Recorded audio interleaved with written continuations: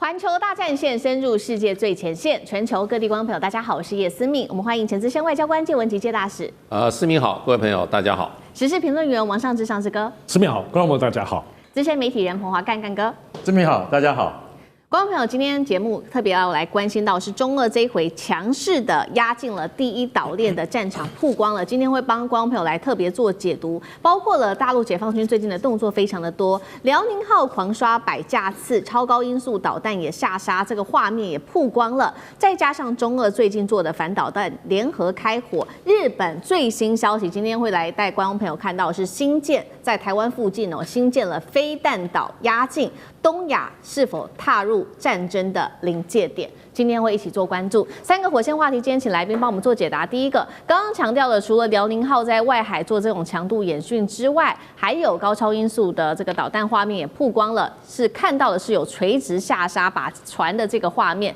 北京秀军事肌肉是在对美日台发出警告吗？第二件事情，这个是最新消息，日本在台湾附近打造的飞弹群岛压到了中国大陆的家门口，从与那国岛一直到宫古岛全面武装。日本是想要嚇阻，还是把整个东亚有没有可能推向一条战争的不归路呢？最后来看到的是中国大陆在军事方面首次公开的氢弹投放，加上非核氢弹的威力，再加上中俄现在又启动了新一轮的军演，中俄军事同盟进入新阶段吗？今天也会来关心印太的军控会不会因此而不一样呢？今天都会一起的来做解读。赶快来看到，在这一场中日冲突之下，日本防卫省的最新示警，包括了辽宁号在6号到7号，我们上次跟观众朋友报告过，突然间是在这个冲绳外海这边狂刷了100架次的舰载机，还有直升机之外，歼15也对日本的 F-15雷达做照射。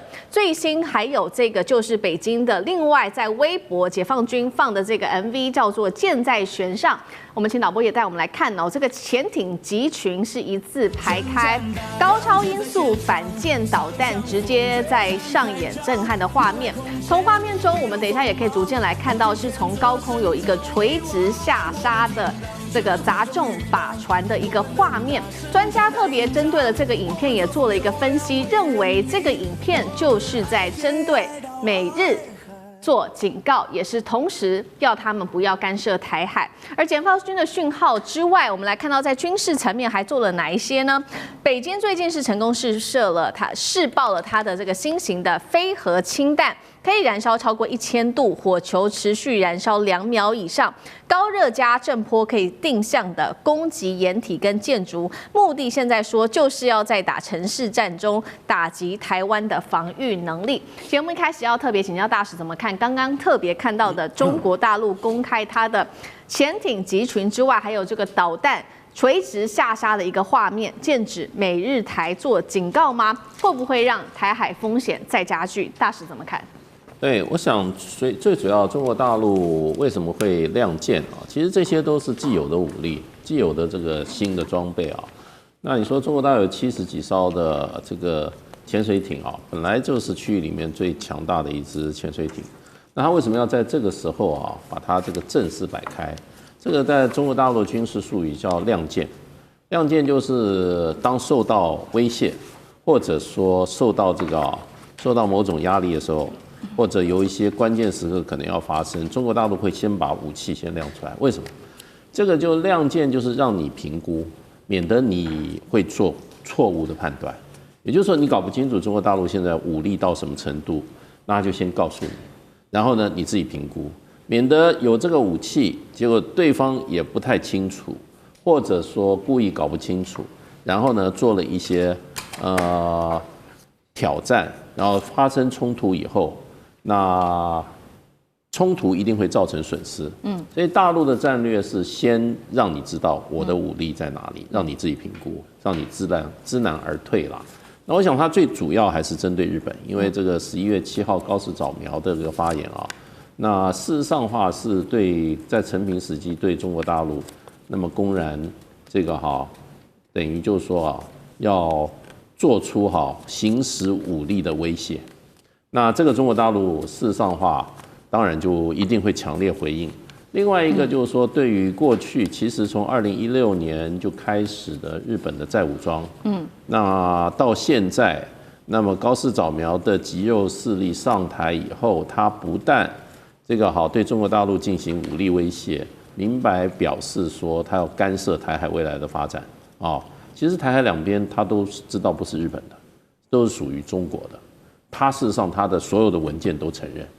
对，1972年、1978年。他都认为台湾是属于中国的，对，所以就变成就是说，那他现在就是管你是中国还是哪里，他就是要干涉，而且就是说你发生事情的话，我就要行使怎么样这个所谓的集体自卫权啦。那这个情况之下，中国大陆是认为说这个那么日本的高市早苗政权事实上正在把日本的军国主义的这一套这个整个的思维跟做法上，在高度的怎么复刻，而且高速往军国主义的这个方向去推展。那另一个方面就是说，另外一方面，2次大战以后所建构的整体的国际秩序，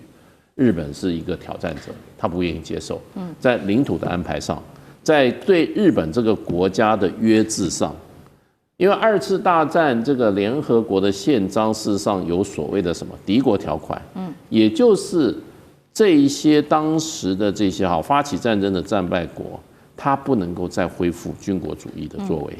那德国不能恢复纳粹主义，日本不能恢复军国主义。如果恢复军国主义的话，敌国条款就说那个时候的5强国家，联合国的5强国家可以不经过所谓的这个安理会的授权，就直接对日本采取这个军事行动。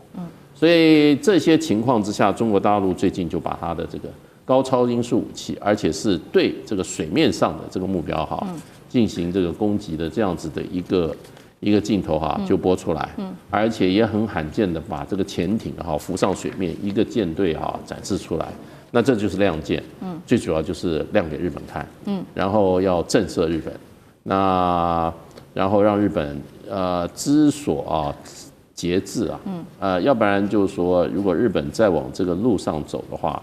那未来跟中国大陆一定发生武力冲突。那么另外一方面，日本现在连非核三原则也都要放弃。对，那日本变成一个核武国家的话，那东亚就永无宁日了。好，现在整个东亚其实陷入在蛮紧张的一个态势当中。日本它这个时候亮剑刚刚提到了嘛，高超音速武器还有他们的潜艇之外，其实呢，东京这个油门持续的踩下去，让日中关系现在被预估是跌到了10年来最冰点的此刻，因为他现在正式的，这是最新消息，今天的新闻启动了40年来最大的军备扩张。我们来赶快看到这个消息，是他在台湾周边打造的飞弹群岛，沿着大约是160个岛屿组成的琉球湖线，陆续在这边新建各种的阵地，包括了反舰飞弹阵地、雷达塔、弹药库、电子战的设施，要吓阻大陆武力威胁。来自于日方的说法，而在台湾的东方，只有大概110公里的与那国更被打造成最前线，被当作是火力哨站，等于把战场也推进在台湾跟大陆的家门口。这一波飞弹群岛化是真的能够吓阻大陆，还是把东亚推向另外一场军事战争当中？干哥怎么解读？因为与那国岛距离台湾是最近的，才110公里，所以你在上面做什么事情、动什么手脚，那都会被当作焦点来看待。那最近呢，因为他们在与那国岛已经真的就部署了雷达站其实与那国岛本来是没有军队的，但以现在严格来讲的话，也不叫有军队。他们的那个海军陆战队最多是部署在冲绳，也就是说在琉球。所以与那国岛距离台湾这么近，你在上面真的放上飞弹的话，那就是挑衅。目前我们所知道是石垣跟宫古这2个岛。的确有12式陆基对舰飞弹已经部署上去了。那他们部署上去其实有2-3年的时间，可是与那国岛不一样，你如果真的部署上去的话，那就验证了高市你的台湾有事论，台湾有事，日本就有事，你就印证了你的野心在哪里。所以40年来最大的军备扩张，你可以从他一些很小的动作里面看出来，它是真的还是假的。那这次在那个就是说我们在中国海军辽宁舰它在那个公海上面竟然被日方的 F-15战斗机逼近。那歼15从辽宁号上起飞是奉命啊，去看看你的意图，这一定要拦截的啦。不拦截不可能。可是通常以前我们在看美俄在冷战时期的北冰洋的对峙，苏联的轰炸机飞过美国航母舰上空的话，通常是不会开照射雷达的。那中国这次就很果决，开了照射雷达，就我告诉你，我已经照着你了啊。可是开照射雷达到了开火控雷达还是一段距离。就算你开了火力控制雷达之后，还没有按下按钮，那就是第3步。所以说，从照射到开火控到真正发射飞弹，其实还很遥远。那是一种自卫、宣誓自卫的一种权利。所以我觉得这次这件事情一直没有办法平息下来的原因，就是说日本认为他们受到了挑衅，可是中国不是这样想。我在公海上面演习，你的飞机靠近我，虽然你的战斗机也是在公海上，但是这绝对是挑衅行为。那日本说不是你先挑衅，没有关系，各说各话。但是我可以告诉各位，这就是在测试对方的能耐跟底线。如果一旦一天有事的话，那就可以知道谁的反应比较快。那与那国岛老实讲一句，是我们注意的一个焦点，就是说再过个几个月，他们对于他的防御跟攻势的加强，是不是正如中国的观察家以及台海两岸的观察家所预判的？他会把什么？他可能还会把对舰飞弹移到这个陆地上面去，到岛屿上面去，还有他可能派真正的警卫团，也就是说，那个都是由陆战队构成的。如果真的派上去，哪怕是一个排啊或半个营都可以的话，那我可以告诉你，这件事情是绝对不会降低温度的，反而会使中日关系更加紧张，是我们接下来观察的重点。好，我们会持续的关注在这个第一岛链，因为中日冲突而持续扩大哦。那其实呢，不只是影响的范围是到中日而已，现在持续的扩大，许多国家也被拉进来，包括了在俄罗斯哦，因为力挺中国大陆，所以呢，其实这两个国家举行了军演，启动的是第3次的反岛联合军演。那官方有特别定调说，这个没有针对任何国家，包括了第三方哦。那美国，我们来看看美国的态度呢，现在是如何？美国在这个时候敏感时机，突然间战略态度改了一个方向，最新修订的是他们的国家安全战略，而且比较特别的事情是不再把俄罗斯列为直接威胁了，是有意图要跟俄罗斯来做合作。那川普也把战略重心拉回到西半球，以美国防卫本土为优先。民主党当然就大骂川普了，他说他削弱了美国影响力，助长中国大陆跟俄罗斯。一方面是中国在这边氢弹上面的投放，另外一方面还有中俄的军事同盟是不是进入到新的阶段了？对于全球这个区域安全的冲击，上志哥又怎么看？美国这次这个所谓的安全战略的这个白皮书发布，它当然真的是对于美国长久以来的这个全球观，它还是有很大的调整。当然，特别大家关注到说美国跟俄罗斯以及美国跟中国之间的关系。那在此延伸之外，也不得不说，在俄乌战争之后呢，中俄跟俄罗斯的这种紧密，所以无上限，包括中俄的所有历来签订的这些高峰的所谓的全方面的这个合作是难以想象的。我想其实尤其体现在最近对于日本这个部分，那前阵子我们看到说中国方面公布了这个过去的这个氢弹是一个历史性的这个当时氢弹的这个试验的画面。对，那因为其实中国大陆有很多的包括核弹的试验，其实都没有公布。作为一个无论是在情报的机密上，或者是说也不想引起全世界很多的敌对或恐慌，但是呢，这次披露这个历史性的，虽然是个老的氢弹，但是我想它最重要的重点，它很明显它是直指对于日本的压力。现在对于中国大陆的很多有关军事的消息的散布，很多人都解读说他是不是乱枪打鸟，就也要警告美国，也要警告什么？其实不是哦。大家要记得，中国现在对于所谓这种军事上的舆论性的应用，它其实都是有个特定的行销讲 TA 哦，它要针对谁？比如说，它现在锁定的就是日本。那在日本背后的部分当然是台湾，也都是直指的这同样的一条这个水平线来讲，就是它是有连带关系。然后再往后面，可能是包括对美国的一些警示；再往后面，当然是对全世界当中军事的这个宣告。所以这个概念之上，我们讲，特别是中国大陆现在，因为他们都一直传出他们有非核氢弹，有人说他没有需要用过去核弹的这些包括放射性的物质，就可以做到氢弹这种引爆跟杀伤力。那这一块大家在这一次的氢弹的画面公布之后，其实是浮想翩翩的，对，而且特别是跟俄罗斯之间的关系啊。当然我们知道中俄关系的紧密，我们特别要看一下。在今年的部分，因为9月上旬，也就是才1个多月前，俄罗斯已经正式由他们的第一总理丹尼斯宣布说，他们要把手上当中对于宽体客机的重引擎，也就 PD-26，那这个部分是现在中国大陆做不到的哈，就未来要做 C929。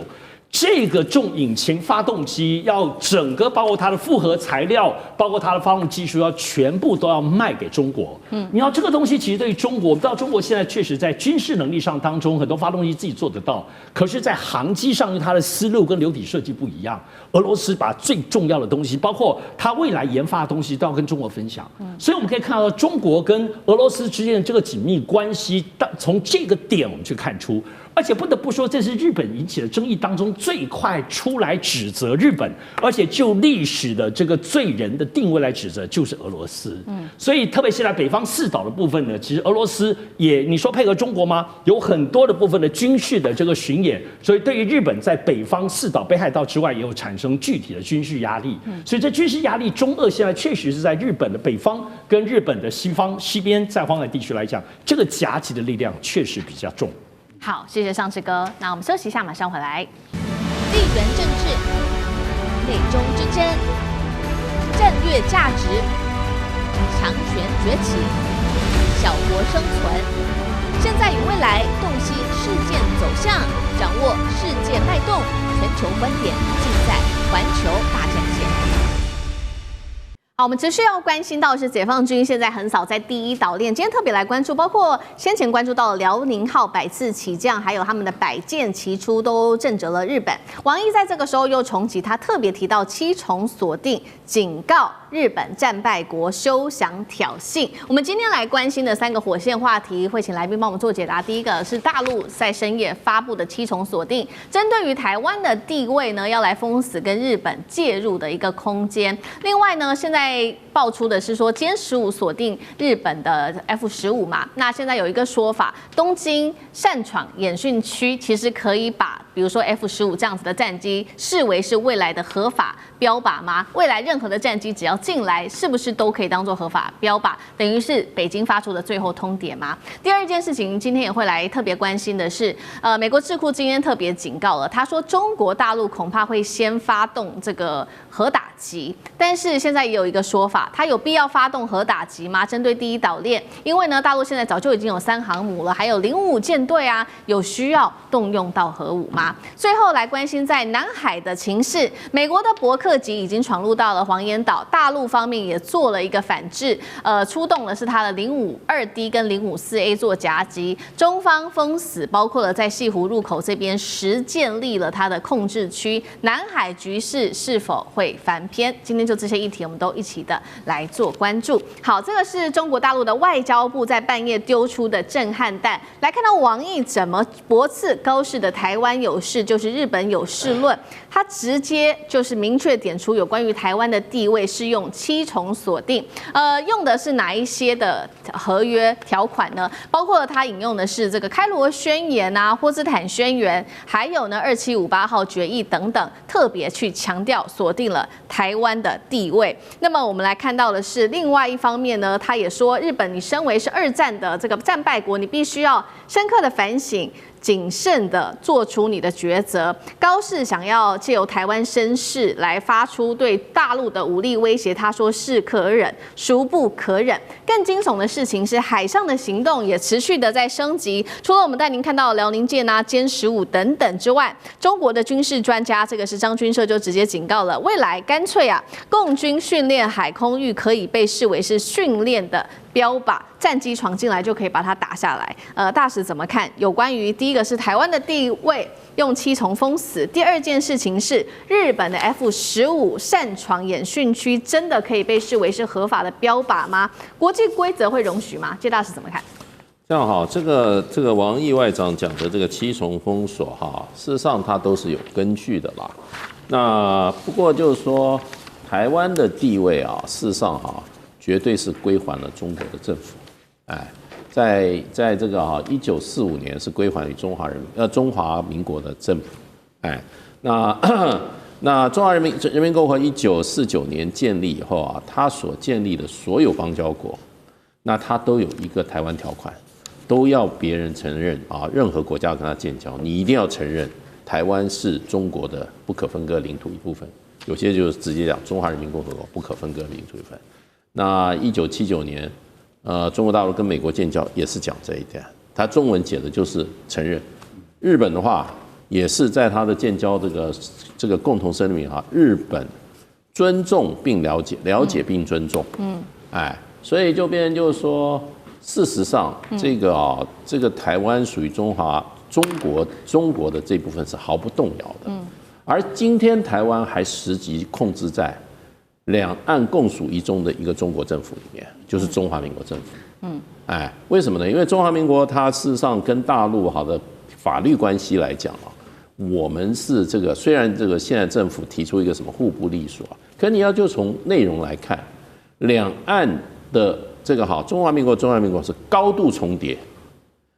尤其在领土部分，中华民国的领土宪法里面写，中华民国的领土从其固有之疆域，就我们过去连今天的蒙古国也是在我们手。也是在我们这个固有的疆域里面。另外一个，中华民国的内政部，很多国家你对你的疆域，什么叫固有的疆域？对，那要看内政部公布的地图。历来中华民国政府内政部公布的中华民国地图，都是把台湾放在中华民国里面的，而我们还有大陆的所有的领土，我们也没有放弃啊。对，所以就法律，我们今天王毅讲的是纯就是法律，我也就讲纯粹法律。所以呢，其实两岸的政府是在这个主权，在这个是中华民国高度重叠的两部宪法。所以就过去很多学者就说两岸同属一个中国嘛，对不对？9·2共识就一中原则，就是因为有这个宪法。那这个宪法，大陆的宪法都有效，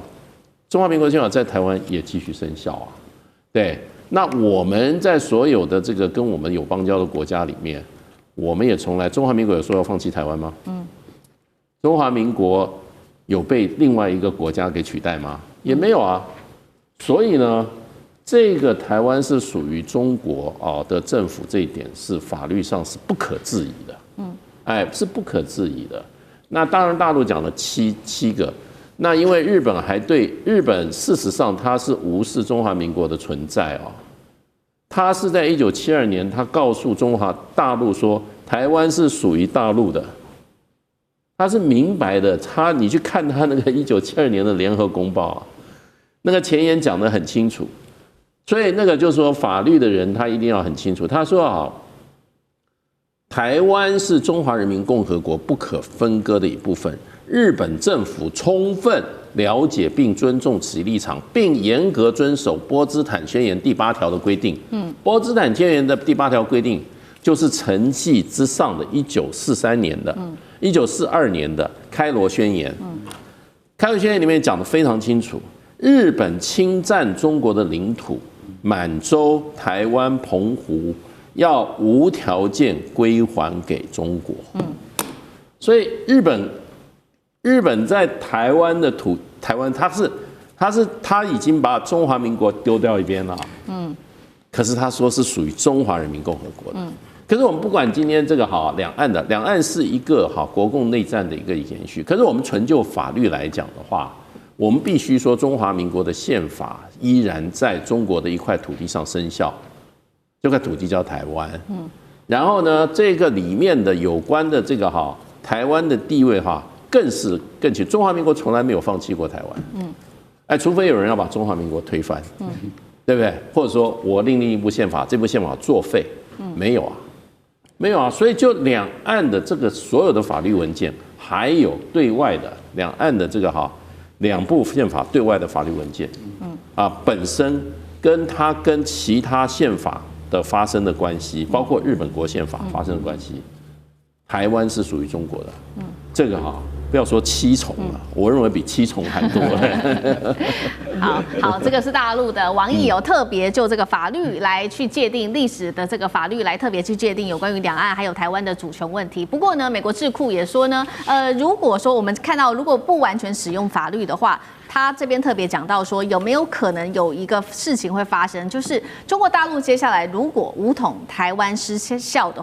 败的话，政权受到威胁。美国智库是这样说的，他认为说，这个中国大陆解放军可能会先发制人做核打击。那又一个专家做了分析，他说：“真的吗？大陆有需要发动核武吗？因为他目前来看到军武上面的战力，其实已经是足够来应付了。包括我们看到画面上这边列出来说，大陆现在现有的武力，不管是400艘的舰艇、3航母成军、055还有052D 啊等等，都已经出动了。还有东风导弹，能够整个覆盖美军跟日军所有的基地。第一岛链，中国还有需要动用到核选项吗？那如果真的要用到这个门槛，什么时候可能会突破红线？干哥怎么看？我实在很想用老百姓比较听得懂的话来斥责这个 CSIS 啊，它是华府智库，叫做战略与国际研究中心，但他讲的话完全不是在专业领域里面讲的。他上个月就已经讲了，我有24个结果，我们经过这个推演，不是兵推哦，注意。不是兵推，他们推演出24种结果，就是中国犯台的话，只有2个结果会成功。啊，他当时就已经开始胡说了。他说，虽然只有2个成功，但日本一定会波及，所以说日本是可能会有事的。这就是高市早苗后来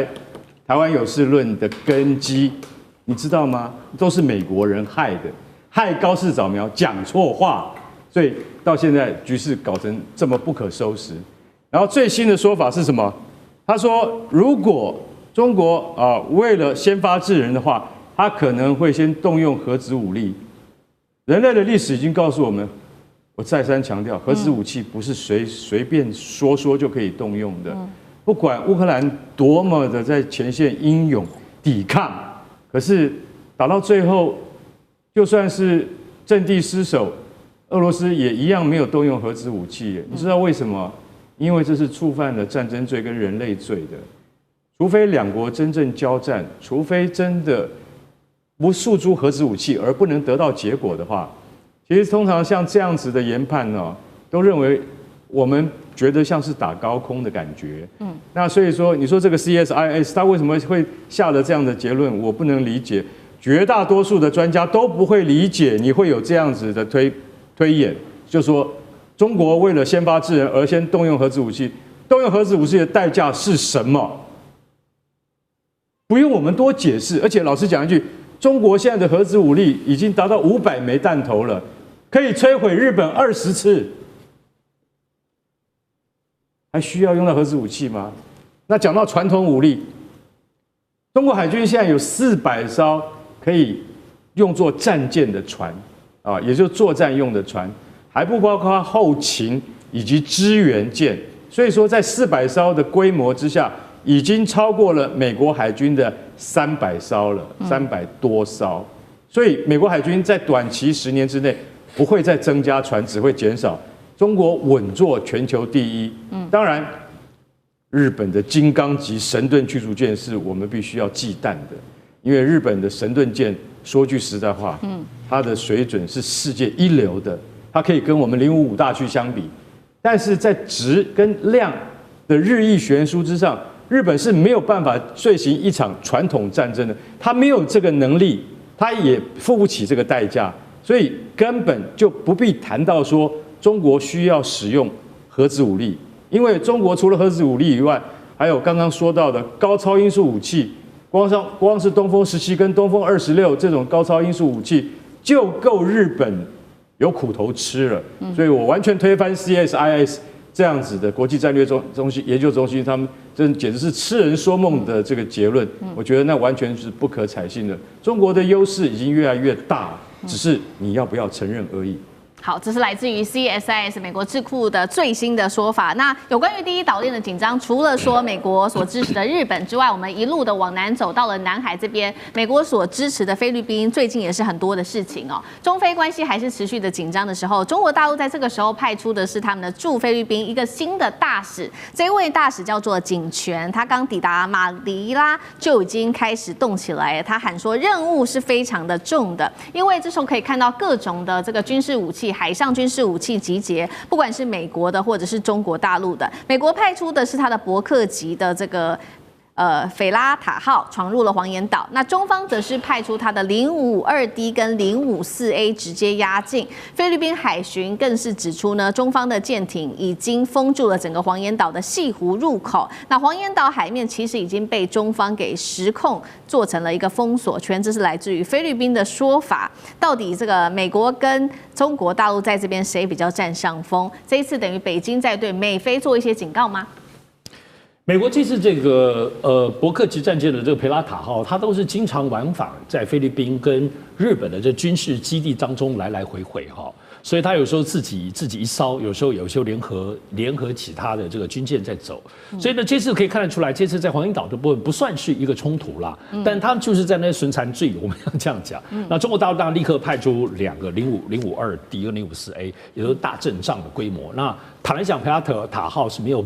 如果真的要动手起来，中国大陆也不会输。而且大家不要忘了哦，现在其实中国大陆比较少。对于在南海地区来讲，他们应该都常驻了一个815的这个电子侦察舰。每次只要有任何美军为主的动态，那815人家就是他街溜子嘛，在网络上很多，很有意思。他就在躲在旁边，他也不打你，你也不能打他，可能就收集所有资料。而且每当他靠近的时候，你要知道，美军军舰上面连所有的士官兵的蓝牙手机都不准用哈，因为那个讯号他都可以全部可以接收到。所以其实要去真的在那个地方，美国可能也要去稍微示威一下，但是每次示威也付出的这个紧张代价还是很有意思的。当然，其实我们现在主要关注的是中菲之间的关系。新的大使到，他当然说这个话叫做双边关系不要再恶化。这什么意思？因为现在已经跌到谷底了，不可能不能再往下恶化了。我们知道中菲关系最近的状况，我认为要先从一个角度来看小马可仕。小马可仕自从今年特别是台风过后之后，整个所有贪腐的部分现在爆发出来。首先有一个流亡在海外的这个所谓的这个议员那他在海外当中直播就指控了小马可仕他本人也贪污，还煞妆煞影的讲说他自己都还送钱给小马可仕当然大家都否认，而且主要是最近是小马可仕的姐姐艾米马可仕也是参议员，也公开指责小马可仕吸毒。虽然总统府出来否认但是这个东西其实小马可仕真的是臭得不得了。贪腐的这团队他虽然都现在也在抓贪腐查贪腐，可民众不太相信现在抗议一波波。当然我们刚刚讲到最关键是中菲关系，今年这次菲律宾经历了难以想象，也算是空前接连的这个台风的摧毁之后，中国完全没有捐1分钱，完全没有任何像过往的当中救援的团队或重建的团队去帮助菲律宾，所以中菲这个紧绷的关系真的很像现在中日的紧绷关系，只是一个是更接近军事，一个是更接近实质的，包括从经贸到军事全面的断所以我觉得现在我们可以看待在中菲关系上，就是中国现在在严肃处理包括周边关系，尤其第一岛链当中的2种模式。我认为菲律宾的模式现在就是小马可仕果然虽然不是说被中国整的，他把自己搞惨了，但一旦这种小马可仕自己内线，乃至于未来有可能杜特地家族之后，他一旦未来失去执政的时候，那这个部分对于中国来讲，可能才是会跟菲律宾会恢复有点友好的关系，而这样子的模式也很可能体现在跟日本的未来关系上。好，谢谢尚志哥，那我们休息一下，马上回来。地缘政治、美中之争、战略价值、强权崛起、小国生存，现在与未来洞悉事件走向，掌握世界脉动，全球观点尽在环球大战线。好，中美科技战今天来关心的是华为的2奈米专利绕过 EUV 震撼全球。另外，我们今天也会来关心到是中美之间的这一场这个贸易战，包括川普寄出的关税战，本来是要整中国大陆的，结果没有想到大陆啊，它的贸易竟然是突破了1兆美元，创下了历史新高哦。那么我们今天也会就这些议题来一起做关心。这个是科技圈的大消息，就是在这个时候呢，川普突然间宣布了 H200可以卖给中国大陆，但是要有前提的，如果说卖出去的话，还是要被课关税，抽成是针对每汽抽25%的这个税，理由冠冕堂皇，就是说它要兼顾美国的安全，维持 AI 的领先。但是现在科技圈也在解读，是川普真的觉得怕了，针对这一场科技战。因为呢，其实黄仁勋早就已经多次警告川普了，他说呢，我们不能降低卖给中国的晶片品质，不然呢，中国大陆根本就是不会接受的。尤其我们看到大陆一直在做它的自产晶片，华为的实力不断的爆发性的成长，不管是它的这个实力爆发性的成长，或者是它的专利，我们都会一起的来特别看到大陆的半导体产业每年翻倍成长，远超过这个西方。只有年增幅大约20%，而且确实哦，大部分的人才都是华人，专利在中国现在已经在全球高达了70%了。另外一方面，大陆在这个华为的 GPU 的专利5年更是暴增了10倍，那现在专利数量更是创下了新高，包括它的算力也推上了近70%左右。现在看到是大陆的杀手锏，被视为是要特别美国关注的，就是他们3年前推出的这项专利，有20项的这个环绕闸极的一个技术专利，号称能够让 EUV 绕过 DUV 绕过 EUV， 直攻哦，达到2奈米等级的一个制程。节目一开始要来特别请教干哥怎么看了？为什么川普在这个时候突然间要放行 H200？怎么看？他说我们不能降低卖给中国的晶片品质。大家还记得这1-2年来说要卖那个 H20嘛，对不对？可是到最后他们说不要用 H20了，我们华为自己能够做。那现在川普突然说好，那我卖 H200给你啊，这个水准就品质就比较好了嘛，对不对？不过我们还是一样啦，我们关税的这个还是要抽25%啦哈，这关税就先摆在一边。然后业界就问黄仁勋说：“你觉得中国会接受吗？”黄仁勋说：“我不能断定中国接不接受 H200。”你知道为什么？因为华为一直在突破技术瓶颈。他既然说，就算是2奈米的专利，他也可以绕过去。为什么？反正我艾斯摩尔的东西我买不到嘛。那我们就怎么样？我们会在什么？他说他要在一个，就是说你可能想象不到的一个领域里面，他竟然可以说，我跟你讲，我们现在用深紫外光，听清楚 ，DUV， 用 DUV 去支援那个金属间距小于21奈米的金属整合技术这样子我们就可以做出2奈米的东西。我操，这个你会不会听起来觉得说这个技术瓶颈应该很大吧？对不对？因为你不是直接得到了 EUV 极紫外光，那这样子做出来的晶片，它的良率可以吗？其实我可以告诉各位，华为一直在鸭子划水那所以黄仁勋他就一直提出警告，他说：“你不要以为人家做不出来，为什么？因为一半的人才在那里，不是在我们美国，50%以上的 AI 人才都在中国，然后中国的专利是70%。我想请问你一下，这些数字是代表什么意义？就是说，艾斯摩尔仍然是世界的龙头，没错，艾斯摩尔一定它还是值全球牛耳的首席之位，可是华为的技术领域突破，就像我刚才讲的，它直接绕过深紫外光，它直接进攻极紫外光，而且它用这样的技术方式，虽然可能在现阶段还有良率跟量产的问题，但后面它会不会达成呢？很难说。我是觉得说黄仁勋的警告是对的，他最后还讲，他说，当年辉达95%的产品卖给大陆，现在他还要我们的东西吗？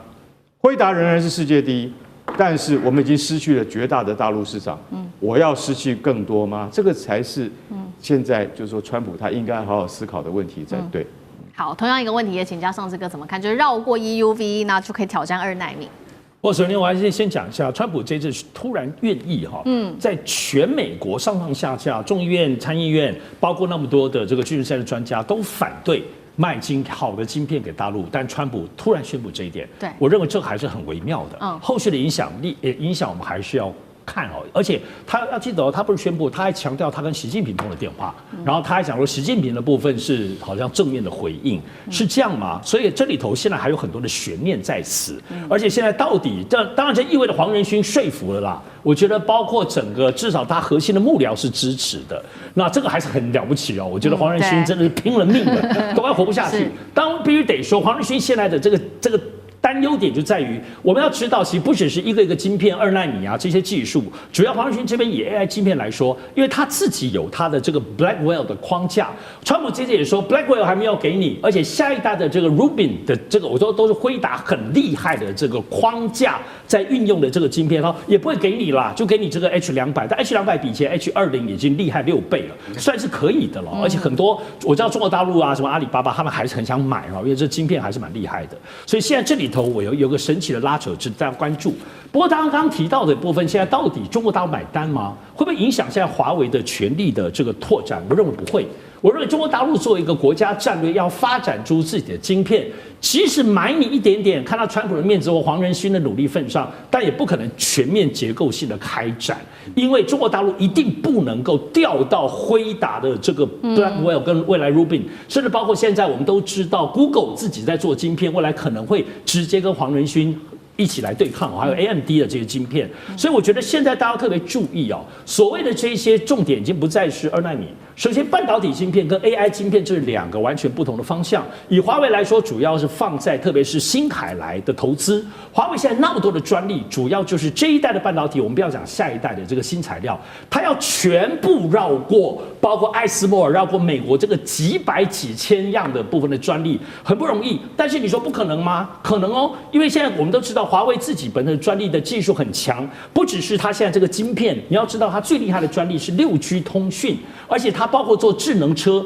包括它的鸿蒙系统，乃至于它在采矿养猪，你可以想到全中国现在在应用的东西，包括无人机的很多系统，华为都在里面哈。而且现在国家要用华为的这个底层的系统，所以呢，这些华为的全面的专利所构筑的是跟中国这个国家量身定制在一起。而且我们必须得知道说，最近其实所有的这种晶片也大家越来越有类似像中国大陆现在用 DUV， 它就用重复曝光技术。那连台积电自己现在也都用这种小晶片的堆叠技术，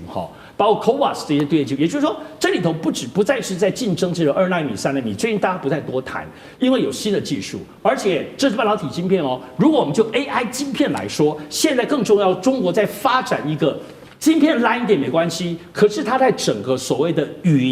AI 云或云算力这个架构里头，会有新的软体的写作方式。我可以把你晶片，如果现在我用烂晶片，但我的烂晶片可以体现出全部的功能，包括现在如果你 H200可以买到，它现在新的这个框架就不是用辉达的框架，是自己开发的框架。所以过去辉达的晶片大家都知道，我们在台湾用可能只能用它40%的功能，而中国大陆就要把它逼到80%、90%，我们就讲超频，或者等于是把它就 optimize 到现在的功能。所以中国大陆透过它发展其他配套的软体，即使晶片是比较弱，所以今天全面的攻伐来讲，基本上还是以华为为它的整体的发展，无论软体、硬体的部分的总核心。因此，我相信 H200虽然应该有可能看你妹子买一点点，但它不可能从此放弃中国自己搭建全方位半导体跟 AI 晶片的国家战略。好，中国大陆在科技战上面全方位的发展哦，包括发展也非常的快速，所以这一回呢，川普在科技战上面看起来是让步哦，有所解禁 H200，但是在这个贸易战上，川普恐怕是没有料到，因为呢，本来是希望用关税来锁死中国大陆的，结果没有想到现在出现了一个最新的数据，反而是有利中国大陆的，也就是中国大陆最新贸易逆差首次创下新高，突破了1兆美元，让美国被害惨了。因为关税的关系，美国的物价暴涨，然后通膨失控。我们来看到几项最新的数据，第一个，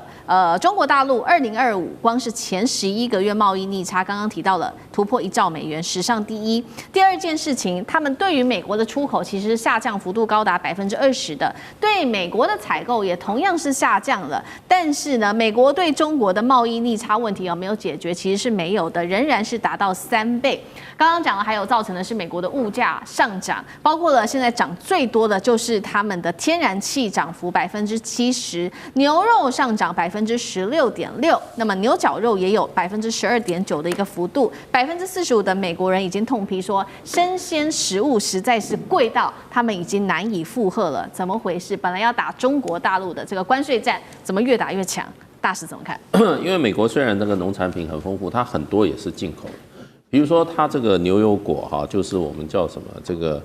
那个大陆叫牛油果，台湾叫什么？avocado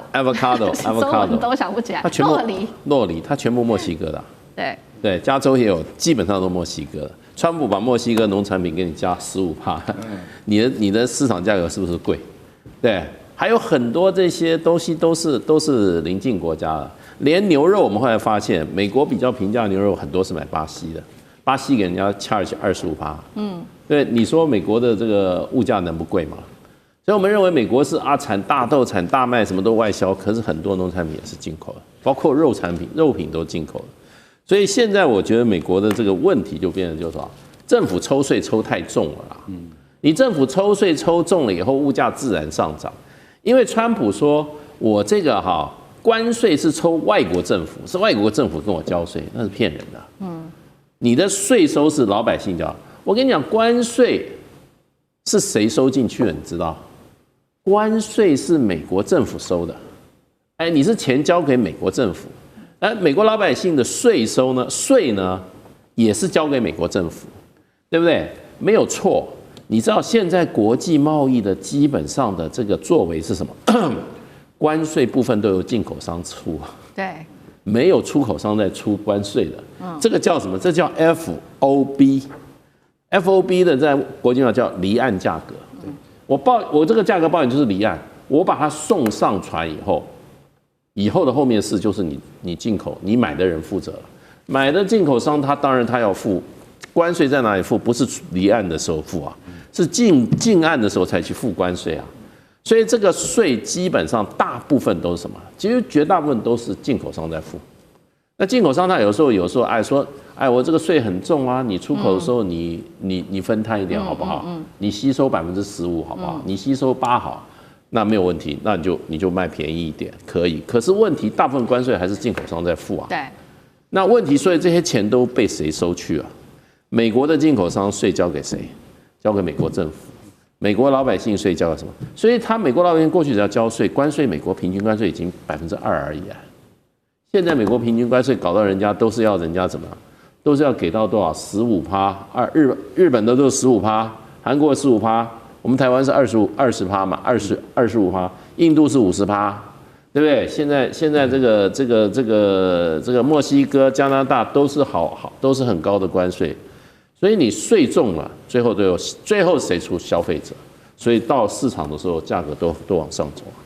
那怪谁呢？怪美国政府啊。另外一方面，美国基本上它的这个债越借越多，其实它的债越借多，你的美国人的所谓的怎么讲？他的这个他用高利息的结果，美国人说实话，每个月1号就在写支票，付什么车贷、房贷啊，家里的那个音响贷，然后买什么都是分期付款，每一个都有利息。然后美国还有什么循环利息，那个信用卡的贷款，那美国的利息这么高，那老百姓真的是负担的重的不得了。中国大陆很简单啊，中国大陆说实话。美国最近一个记录说，它对美国市场的依赖度从4.5%，GDP 4%到现在已经降成2.2%了。意思就是说不依赖美国市场。然后呢，在俄罗斯、中东、南亚、东协、非洲市场全部遍地开花，它分散市场了。对，好，谢谢大使。那我们休息一下，马上回来。地缘政治、美中之争、战略价值。强权崛起，小国生存。现在与未来，洞悉事件走向，掌握世界脉动，全球观点尽在环球大战线。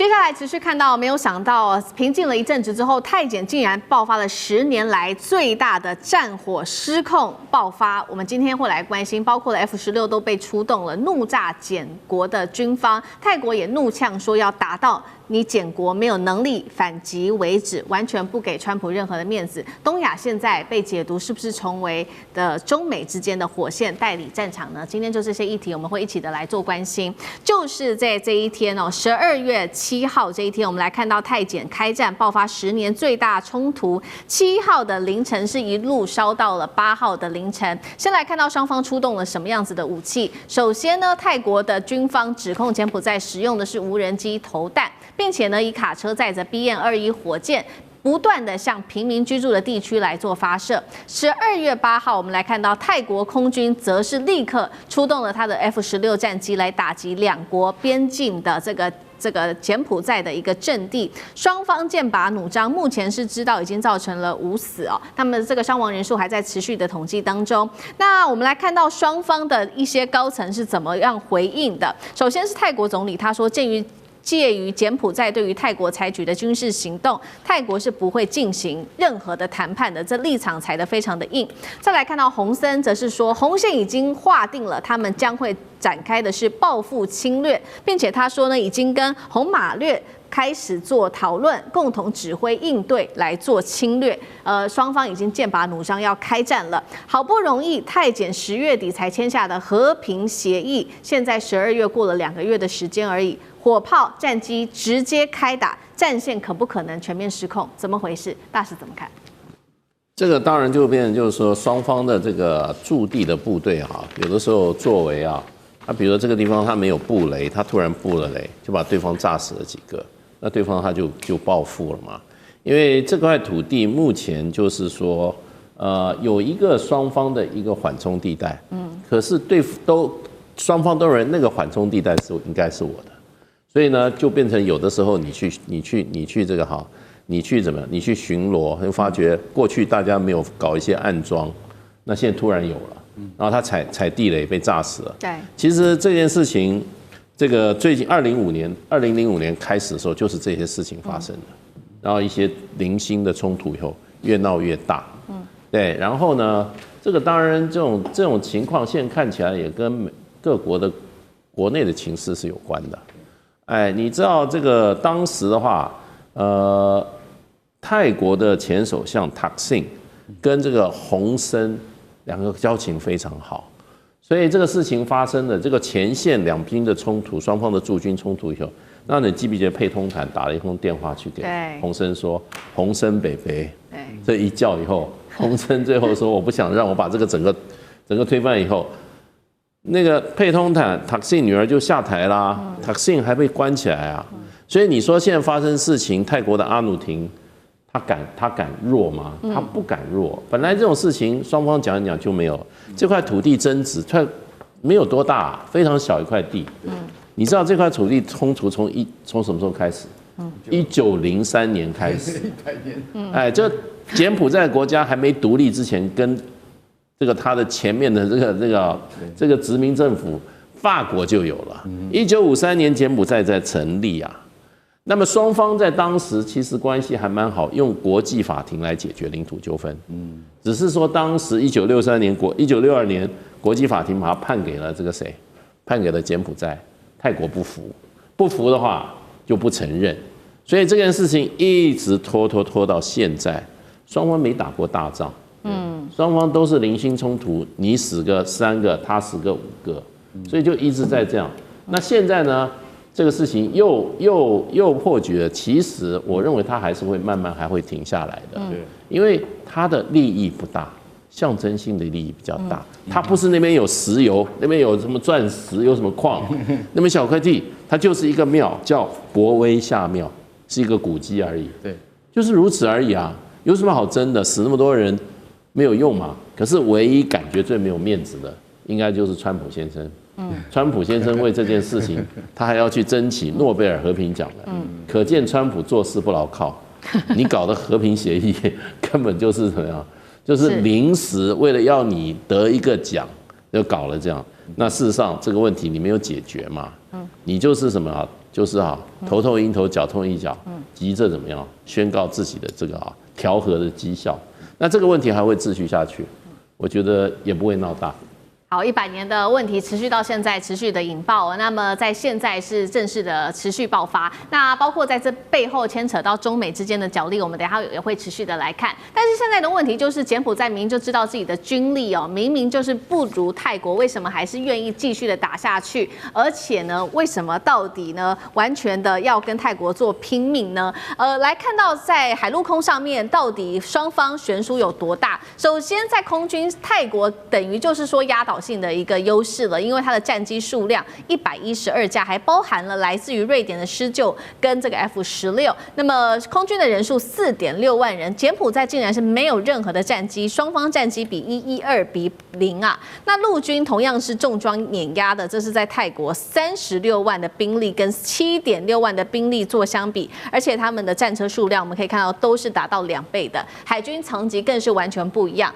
泰国的海军7万人，它还有航母。看到柬埔寨其实是没有任何的航母的，泰国还有作战的舰艇。在这样的情况之下，还包括了国防预算泰国明显的是高于柬埔寨。为什么柬埔寨拼了命还是要跟泰国打到底呢？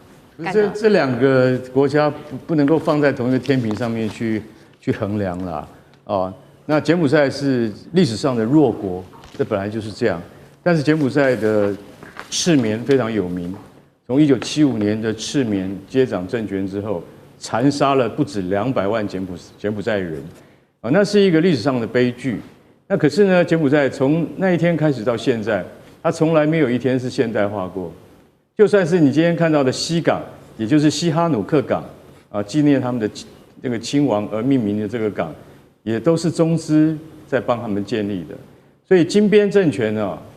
长期以来超过60年的贪腐，所以他们的军力本来应该要放在国防上面的钱，都就是被人为就是人谋不臧给稀释掉了。所以你说，不管现在是洪森或洪马内，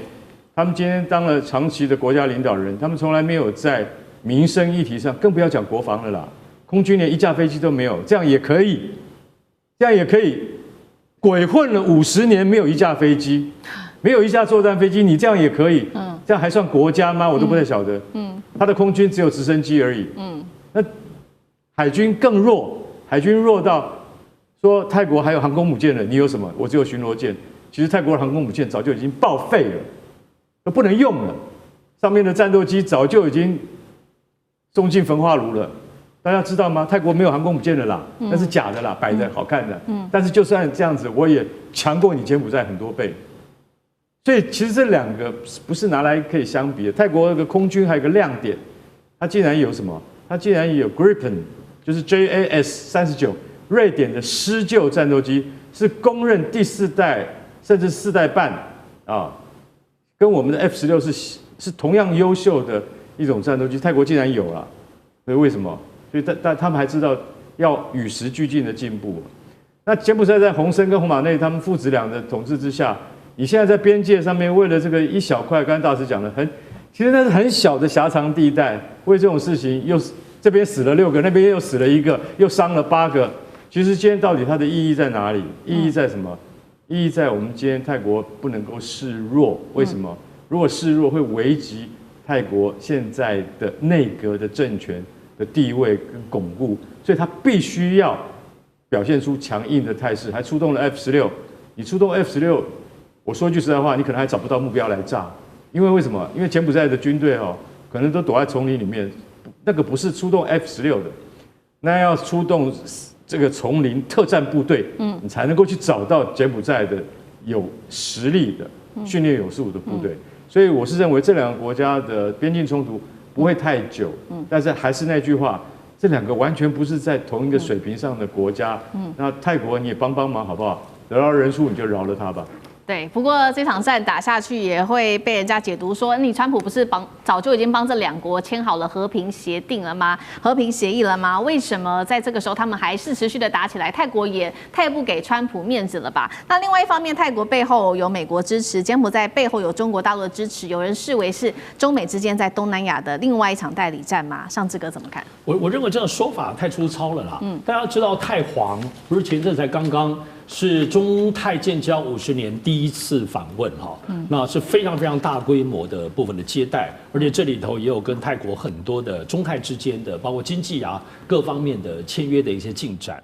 那当然大家都觉得没有错，以前过去柬埔寨的时候，洪森当然是跟北京是完全是绝对的麻吉。可大家特别知道啊，因为现在这个柬埔寨的部分的总理，也就是现在洪森的大儿子，就是洪马奈或洪马内，他已经正式接班了哈。那但他正式接班之后，要记得大家觉得柬埔寨还是要仔细观察，因为跟中国大陆之间，现在中国也是比较谨慎的来对待这个接班人。因为要知道这个洪马奈呢，他就是小青年就是送到美国，他是念西点军校的，他在念纽约大学，然后到英国拿到博士，也就是说，他作为小孩子、青少年开始，他整个就是受到整个都是以美国为主的美英的西方教育，所以他在很多的价值上是跟美国很倾向的。现在虽然洪森在没有错，可是当时就引起一个巨大的部分，就是他当时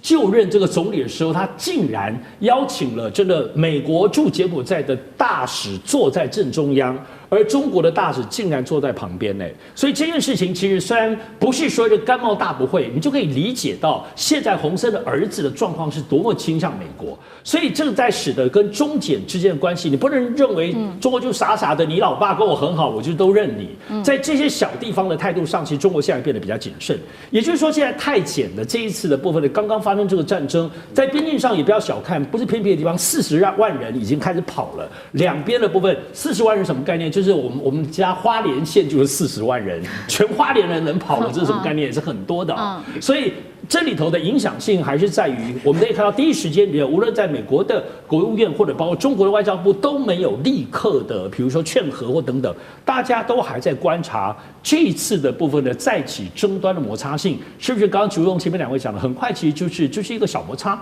或者说它后面会继续扩大成一个政治上的部分的冲突。但无论如何，泰检其实没有撕破脸。但是就洪森先前跟塔信家族的部分的这个已经怎么讲呢？已经真的是撕破脸了。有心结，如果没有心结，总也有疙瘩。